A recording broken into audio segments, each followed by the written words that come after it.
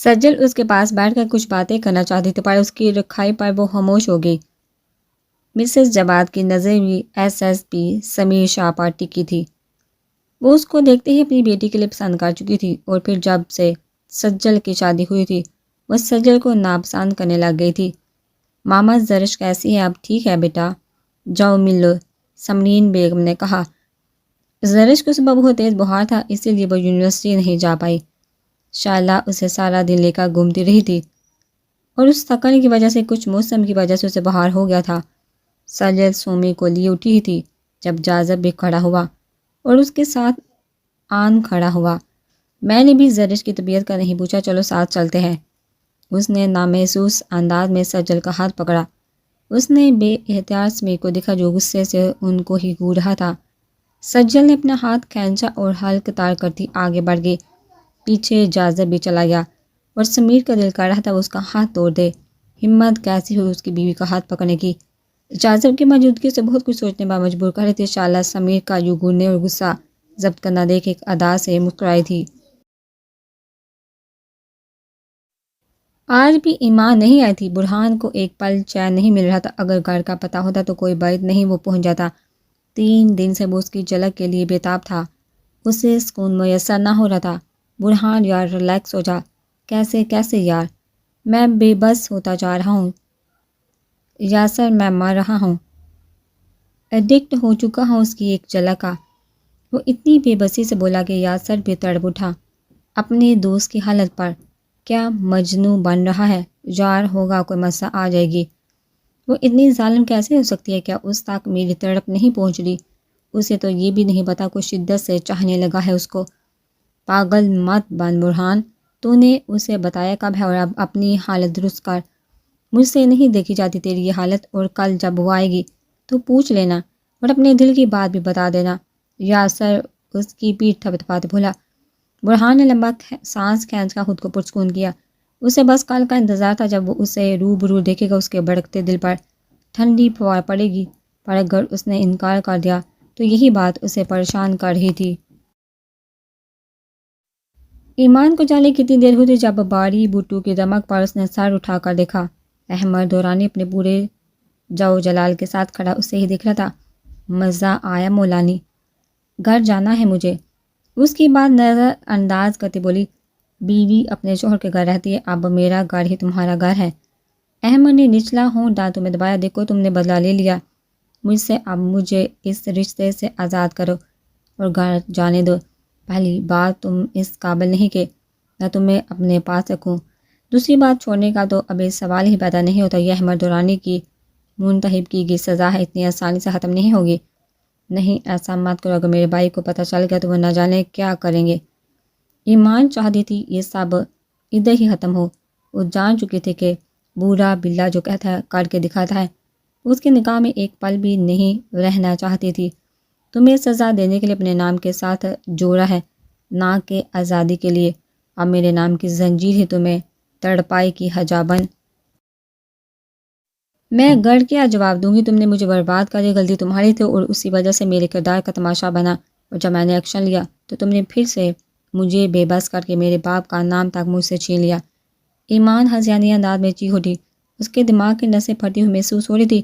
گھر کیا بتانا ہے، وہ تمہارا مسئلہ ہے مولانی سائیں، اور اگر ایک نام ہٹایا تو اپنا دیا بھی تو ہے۔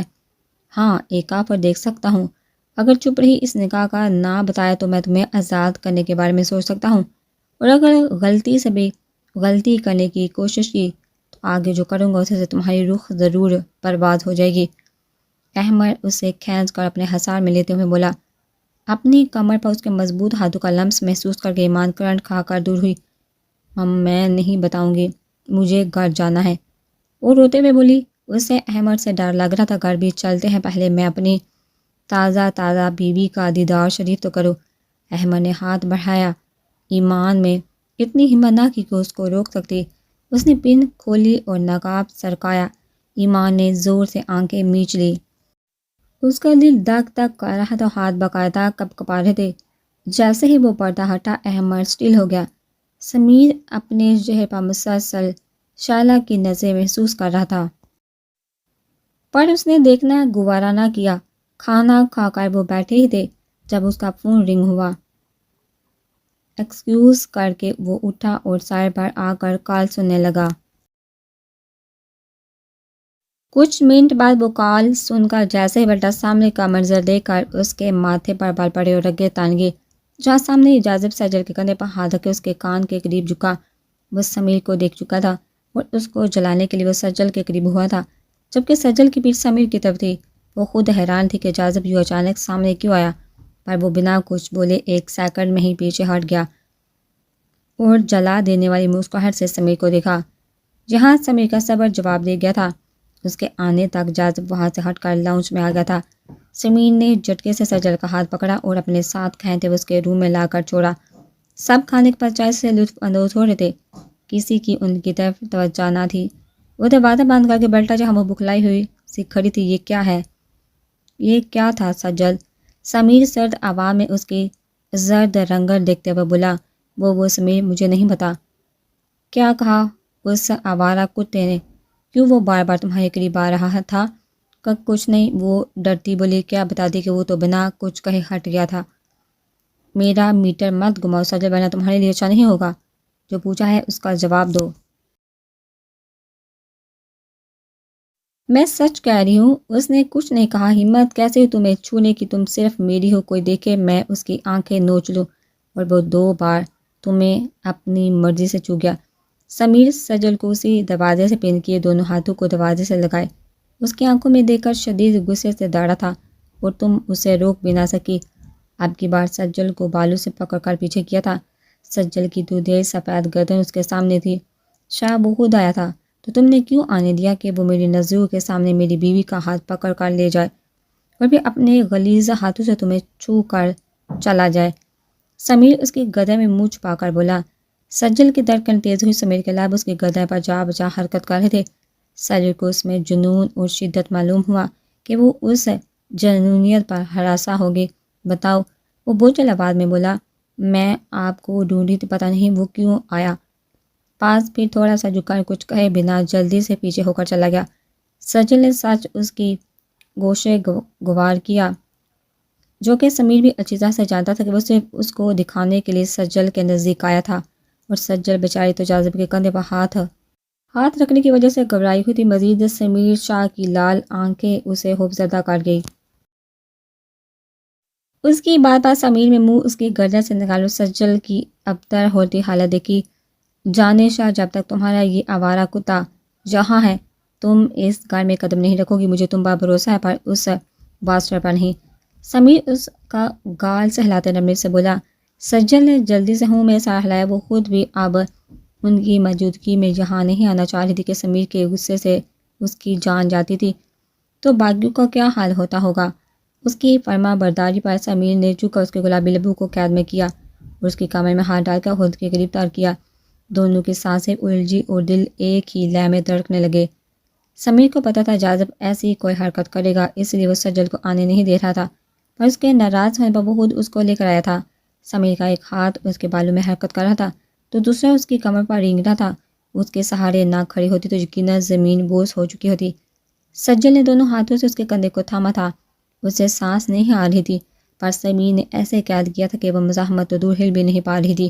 اس کی حالت دیکھ کر سمیر پیچھے اور سجل کو جیسے زندگی ملی ہو، وہ پھولی سانسیں ہموار کرنے لگی۔ دونوں کی سانسیں ہر درجہ پھولی ہوئی تھی۔ سجل سمیر کے سینے سے لگی کھڑی تھی۔ جب وہ پھر سے جھکا اور اس کے شولڈر پر لب رکھے سجل خود میں سمٹی۔ میں نیچے گاڑی میں ویٹ کر رہا ہوں، سومی کو لے کر آؤ جلدی۔ وہ اس کا گال تھپا کر نکل گیا پیچھے۔ وہ ابتر حالت کے ساتھ ابھی تک اس کے لمس کے جادو میں جگڑی تھی۔ ایمان آنکھیں میچے اور گاؤن کو دونوں مٹھیوں میں جگڑے کھڑی تھی۔ سرخ لب کپ کپا رہے تھے، رونے کی وجہ سے ناک سرخ ہو چکی تھی۔ اس میں چمکتی نوزبین سرخ ناک پر قیامت برپا کر رہی تھی۔ سفید پھولے رخسار، کٹاؤ دار لب جو سختی سے آپس میں پیوست تھے، اور تھوڑی پہ پڑتا ڈمپل احمر پر حشر طاری ہو گیا، گویا پلک جھپکنا بھول گیا۔ ایسا نہیں تھا کہ اس نے حسن نہیں دیکھا تھا، ایک سے بڑھ کر ایک حسین لڑکی اس کی دیوانی تھی، پر یہاں تو بات ہی اور تھی۔ جو اب بھی اس کی شریک حیات بنی تھی یا زبردستی بنایا تھا؟ اس کی معصومیت اور اس کا سادگی میں قیامت ڈالنا احمد سکتے کی حالت میں تھا۔ اس نے سوچا نہیں تھا کہ حجابن اتنی پیاری بھی ہو سکتی ہے، جتنی پیاری تھی اتنی بڑی اسے حامی ملی تھی۔ جادوگر نے ایک نئے نام سے پکارا تھا۔ ایمان نے فرد سے آنکھیں کھولی اور یہ احمد کو دل نکلتا ہوا محسوس ہوا۔ اس سے پہلے کہ اس کا دل دگا دیتا اور نکل کر اس کالی بلی سے جادوگرنی کا گرویدہ ہوتا، احمد نے آنکھوں کا زاویہ بدلا اور دل کو ڈپٹ کر اصلی حالت میں لایا۔ تم نہیں ہو۔ ایمان نے اتنی معصومیت سے جادوگرنی کے جواب میں کہا کہ احمد نے بامشکل کہہ کر ضبط کیا۔ کیا بولا مولانی سائیں؟ احمد ایک قدم کا فاصلہ مٹاتے قریب ہوا۔ نہیں، اب اسے خوف آ رہا تھا، جو سنجیدہ چہرے سے اسے دیکھ رہا تھا جیسے ابھی نکل جائے گا۔ وہ بامشکل کامتی کھڑی تھی، ایک قدم سے لڑکھڑائی۔ اس سے پہلے کہ گرتی احمد کے توانا بازو اس کو حصار میں قید کر گئے۔ وہ دونوں ہاتھ اس کے سینے پر رکھے فرش سے تھوڑا اوپر تھی اور احمد اس پر جھکا اس کے ایک ایک نقش کو دیکھ رہا تھا۔ دل سر پٹ دوڑے لگا رہا تھا کہ اس نے دگا دیا اور اس کی جی بھر کر دیکھنے کی چاہ کی تھی۔ کچھ پل یوں ہی سر کے جب ایمان کو احساس ہوا کہ وہ نہیں گری، تب جلدی سے دور ہوئی اور پاس پڑی کرسی کو تھاما۔ ایمان کی حالت کافی خراب ہو چکی تھی، وہ کھینچ کھینچ کر سانس لینے لگی، اسے گھٹن ہو رہی تھی اور آنسو تواتر سے جاری تھے۔ ہے مولانی، تم ٹھیک ہو؟ تم گٹھیا آدمی، مجھے گھر جانا ہے، نہیں تو میں سب کو بتا دوں گی تم نے مجھے کڈنیپ کر کے نکاح کیا۔ ایمان آنکھیں بند کر کے مدمولی خبر تھا، جو کسی کے سامنے زبان کھولی تو اپنی اس لمبی زبان سے محروم ہو جاؤ گی۔ ویسے بھی جس طرح چلتی ہے اس کا کٹ جانا ہی بہتر ہے۔ احمد پھنکارا تھا اور ایمان کو کچھ سال پہلے کا واقعہ یاد ہے، جب کوئی اس طرح اس پر جھکنے لگا تھا۔ وہ سب ذہن کے پردے پر لہرایا۔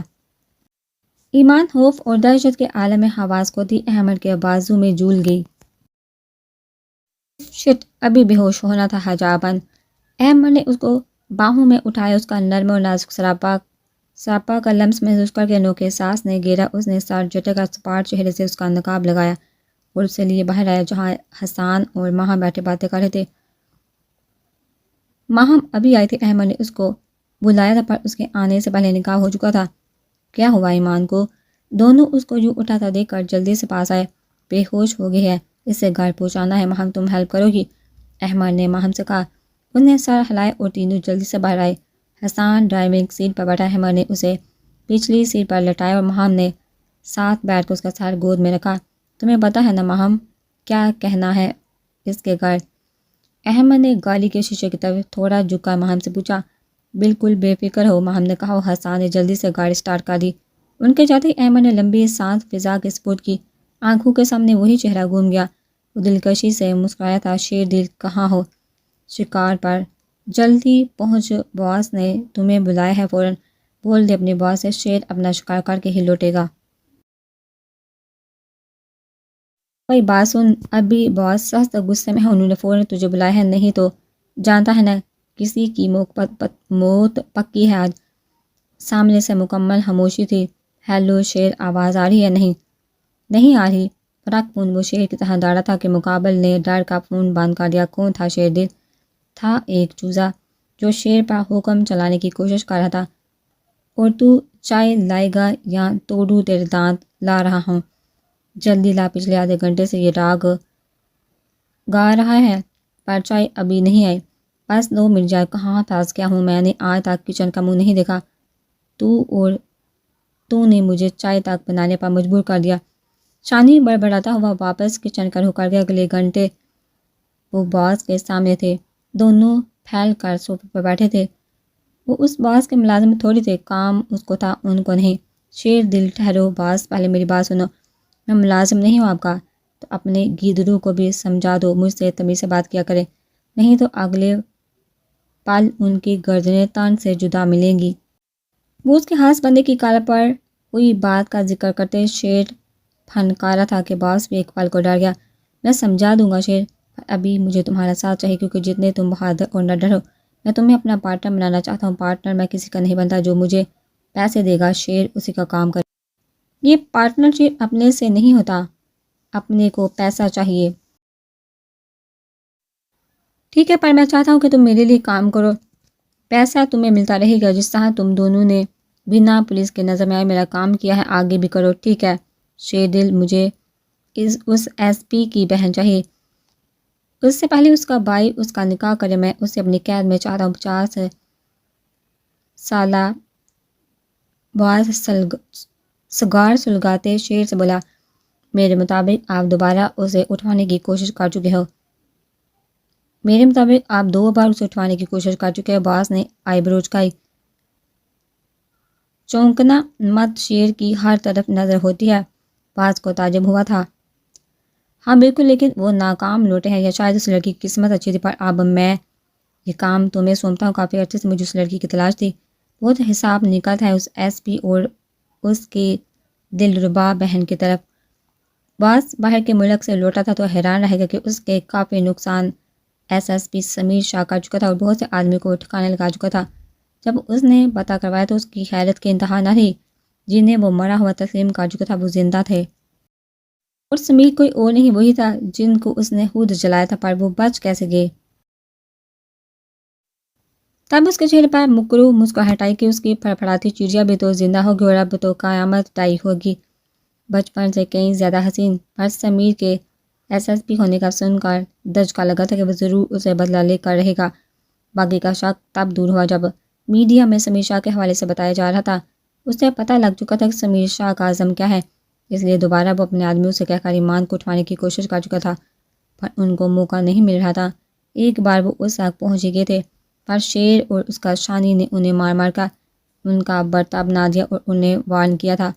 وہ جانتے تھے یہ باس کے آدمی ہیں، اور شیر شانی 2-3 اہم کام باس کے کر چکے تھے، اس لیے وہ اچھے سے جانتے تھے ان کے کام میں عورت ساتھ کی مداخلت نہیں تھی، اور نہ وہ عورت کو مہرا بناتے تھے نہ ہی بنانے دیتے تھے۔ وہ باس کے آدمیوں سے سن کر شیر لال بھبکا ہو گیا تھا۔ شیر اور شانی دونوں انتہا کے خطرناک گنڈے تھے، اپنا کام اتنی صفائی سے کرتے تھے کہ کوئی سوچ بھی نہیں سکتا تھا۔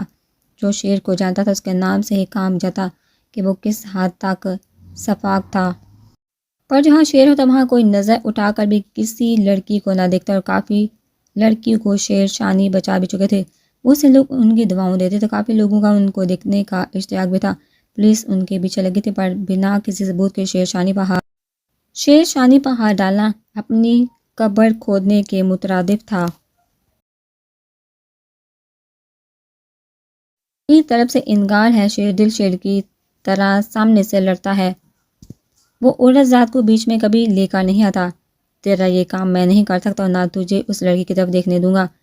کچھ مردوں والا بول، یہ گیدڑ ببکی سننے نہیں آیا شیر؟ سب کی حالت سے باس کا چہرہ سرخ ہو گیا۔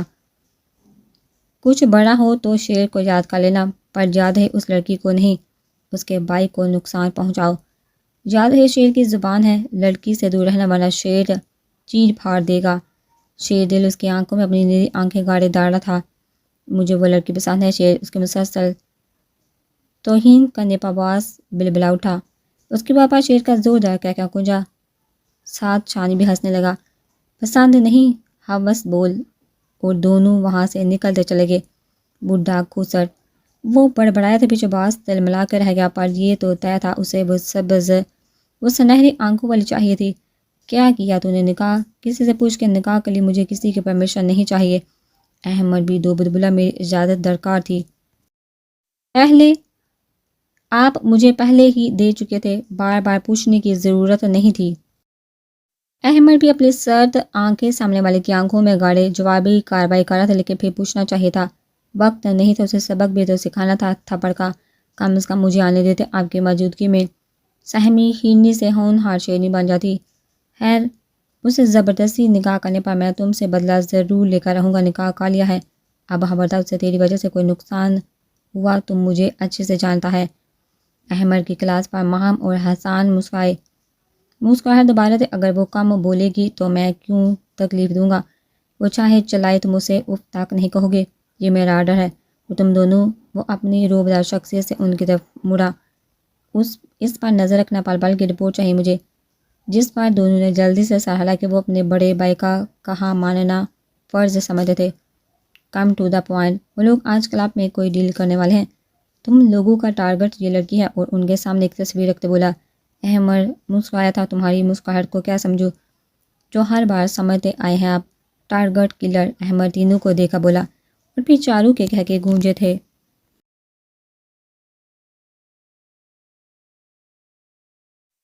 وہ لوگ ایمان کو اس کے گھر چھوڑ کر، بوا کو یہ بتا کر کہ یونیورسٹی میں بے ہوش ہو گئے ہے، کہہ کر جس طرح آئے تھے اسی طرح چلے گئے۔ کچھ دیر بعد ایمان کو ہوش آیا تو سب اس کے کمرے میں موجود تھے۔ بوا پاس بیٹھی آیتوں کا بیت کر رہی تھی۔ سمیر نے اسے آنکھیں کھولتے دیکھا، فوراً اس کے پاس آیا اور اپنے سینے سے لگایا۔ کیا ہوا تھا گڑیا، بتاؤ مجھے۔ اس کے سر پر لب رکھتے محبت سمجھ لہجے میں بولا۔ ایمان کو اور رونا آیا کہ کل وہ جنگلی اس کے کمرے میں زبردستی گھسا تھا، اور آج اس کی زندگی میں بھی شامل ہو گیا تھا۔ مانو اس کو کھویا دیکھا وہ بولا۔ پتہ نہیں بھیا، کمزوری سے چکر آ گئے تھے۔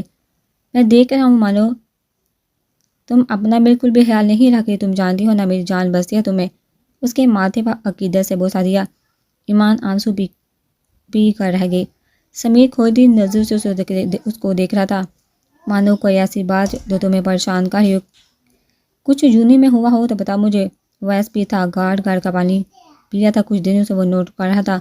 ایمان پریشان لگ رہی تھی، جبکہ پہلے تو ایسا کچھ نہیں ہوا تھا۔ نہیں بھیا، بس کھانا ٹھیک سے نہیں کھایا اس لیے، اور آپ میرے لیے پریشان مت ہوا کر۔ وہ لب بیچ کیا وہ چاہتا تھا ایمان خود اپنی پریشانی بتائے بغیر کسی ہوپ کے، پر وہ نہیں بتا رہی تھی۔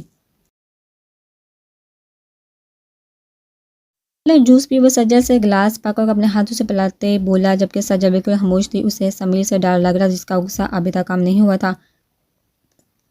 بس بہن کو دیکھ کر تھوڑی دیر کے لیے سب بھول گیا تھا۔ کندھے پر کوٹ ڈالے، بال پریشانی پر بکھرے شہزادے جیسے آن بان والا برہان تھکا سا گڑا سامنے ہی بی جی بیٹھی تسبیح پڑھ رہی تھی۔ السلام علیکم بی جی۔ وعلیکم السلام بیٹا۔ برہان کوٹ صوفے پر پھینک کر بی جی کی گود میں سارا کھا آنکھیں موند گیا۔ بی جی قربان اپنے شہزادے کے تھک گیا ہے میرا بیٹا۔ بی جی آج کافی تھک گیا ہوں، تو ایک چاند سی دلہن کیوں نہیں لاتا جو اس گھر کو تمہیں سنبھالے، تمہاری ضروریات کا خیال کے گھر میں بہو ہوگی۔ وجاہت کو بھی بیٹی کی کمی محسوس نہیں ہوگی۔ آج بھی وہ کہہ رہا تھا کہ برہان کو کوئی پسند ہے تو ٹھیک ہے، ورنہ مجھے کہا ہے بہو دیکھنے کا۔ بی جی اس کے بالوں میں انگلیاں چلاتی بولی۔ برہان جو تھکا ہوا تھا، بی جی کی گود میں سر رکھنے سے اور ممتا جیسا لمس پا کر اسے کافی سکون مل رہا تھا۔ وہ خاموشی سے ان کی باتیں سن رہا تھا۔ کیا تمہیں کوئی لڑکی پسند ہے؟ برہان کے لبوں پر ہلکی سی مسکراہٹ آئی۔ کون ہے وہ؟ اس کے چہرے کی مسکراہٹ ہی بی جی کو بتا گئی۔ میری اسٹوڈنٹ ہے۔ نام کیا ہے؟ ایمان۔ ذرا کیسی ہے؟ بہت پیاری بی جی، میں نے بس اس کی آنکھیں دیکھی ہیں، میرے بیٹے کو پسند ہے تو ہم کل ہی رشتہ لے کر جاتے ہیں۔ اب بھی نہیں بی جی؟ کیوں؟ اسے نہیں پتا کہ میں اسے پسند کرتا ہوں؟ یہ تو اچھی بات ہے، ہم رشتہ لے کر جائیں گے تب پتہ چل جائے گا نا۔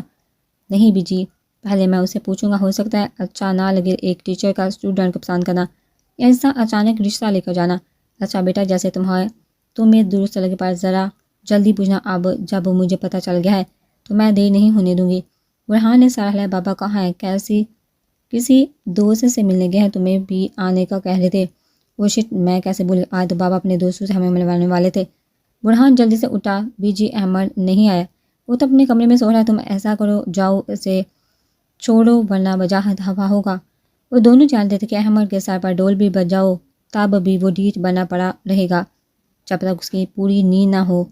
برہان سر جھٹک کر تیار فریش ہونے اپنے کمرے میں چلا گیا کہ وہ ہرگز اپنے باپ کو ان کے دوستوں میں شرمندہ نہیں ہونے دے سکتا تھا۔